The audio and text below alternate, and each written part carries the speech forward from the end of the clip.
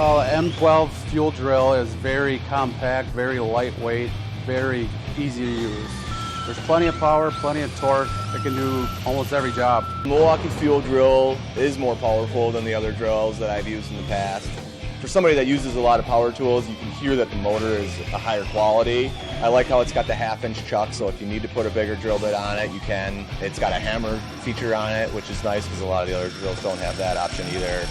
And the interchangeable battery sizes is nice too. Hey, it's nice to have something nice and light, very easy, and lighter's better. Nice and light too when you gotta put them in your pouch and wear them, walk around all day long with them on. I like the lightweight and it's compact. You can get into tight spaces.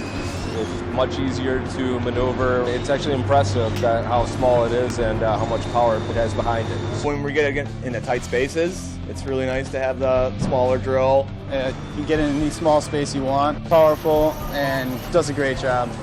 There's plenty of power for our everyday use with the M12 fuel. They are heavy duty, they are durable, long lasting, and appropriate for the job. It's a perfect tool.